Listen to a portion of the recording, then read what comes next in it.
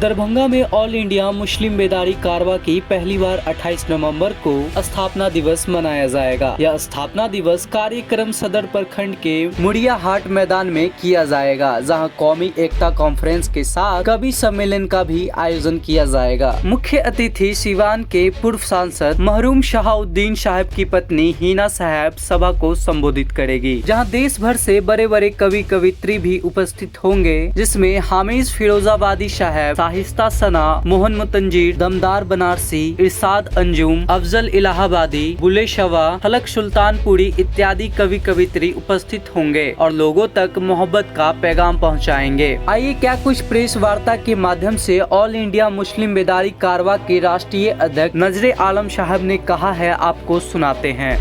देखिए, हमारी जो ऑर्गेनाइजेशन है ऑल इंडिया मुस्लिम बेदारी कारवा, उसका पहली बार हम लोग स्थापना दिवस मनाने जा रहे हैं 28 नवंबर को।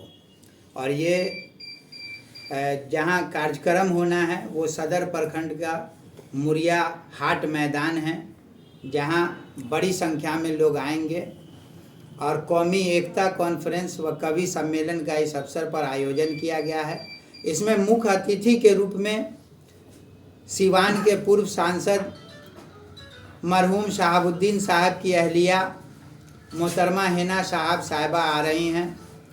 सड़क के रास्ते आएंगी और जहां कॉन्फ्रेंस होना है, कवि सम्मेलन होना है, वहां वो सभा को संबोधित करेंगे। इस अवसर पर देश भर से बड़े बड़े कवि कवित्रीगण भी उपस्थित होंगे, जिसमें हाशिम फिरोजाबादी साहब हैं, शाइस्ता सना हैं, मोहन मुंतज़िर हैं, दमदार बनारसी हैं, इरशाद अंजुम हैं, अफजल इलाहाबादी हैं, गुले सबा हैं, फलक सुल्तानपुरी हैं। इनके अलावा और भी कई कवि हैं जो इसमें उपस्थित होंगे और श्रोता को अपने शेर व शायरी से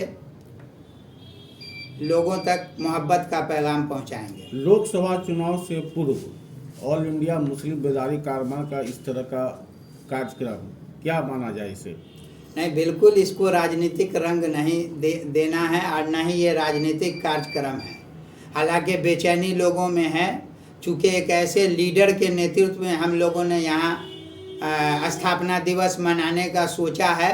निश्चित रूप से बेचैनी है लोगों में, लेकिन मेरा सीधा संदेश है, हमारे जो नेता शहाबुद्दीन साहब थे उनकी पत्नी का भी सीधा संदेश है कि ये गैर राजनीतिक कार्यक्रम है और इसको बिल्कुल राजनीति से नहीं जोड़ा जाए। हाँ, एक संदेश तो क्लियर है कि जो हमारी ऑर्गेनाइजेशन है, हम उसके ज़रिए जो काम करते हैं समाज हित में, उसको हम जनता के बीच रखेंगे। और जो अभी जातिगत जनगणना की रिपोर्ट आई है, जातिगत जनगणना की रिपोर्ट आई है, हम उस पर सरकार से अपनी बात ज़रूर रखेंगे कि हमें शिक्षा में भी जो हमारी आबादी है उसमें हिस्सेदारी मिले, नौकरी में मिले, कारोबार में मिले, सियासी मैदान में मिले, राजनीतिक पार्टियों में मिले। हम इस मन से अपनी बात रखेंगे, लेकिन हम किसी पार्टी, किसी सरकार के खिलाफ इस कार्यक्रम का आयोजन नहीं कर रहे हैं। यही कारण है कि प्रशासन और जनता का भरपूर सहयोग मिल रहा है। ऑल इंडिया मुस्लिम बेदारी कारवा का लोकसभा चुनाव में क्या स्टैंड होगा? सीधा स्टैंड है बेदारी कारवा का। शुरू से स्टैंड रहा है कि जो समाजवाद है, जो सेकुलरिज्म है, जो संविधान को बचाने की लड़ाई है, उसके लिए बेदारी कारवा लड़ता रहा है। और निश्चित रूप से 24 का चुनाव हो या 25 का चुनाव हो, बेदारी कारवा उसी पैटर्न पे चलेगा। और संविधान को भी जिस तरह से रौंदा जा रहा है, उसको बचाने के लिए जो सेकुलर फोर्स है, सेकुलर ताकत है, उसमें भी ऐसा नहीं है कि हम अंधे बन करके फर्जी सेकुलरवाद के साथ जाएंगे।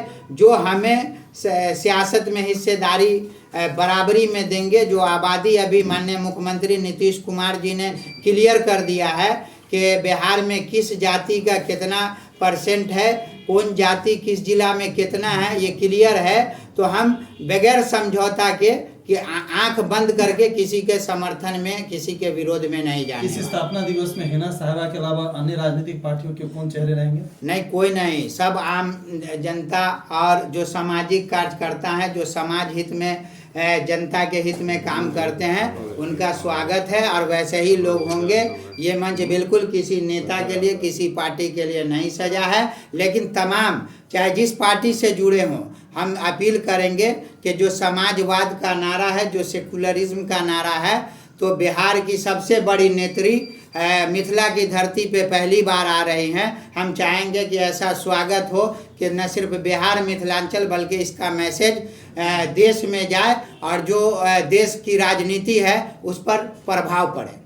बिहार में मुसलमानों की लीडरशिप खत्म होती जा रही है, इस पे क्या कहेंगे? निश्चित रूप से खत्म होती जा नहीं रही है, खत्म हो चुकी है। न सिर्फ बिहार ही नहीं बल्कि देश में देखा जाए तो असेंबली और पार्लियामेंट से मुसलमानों को ख़त्म कर दिया गया है।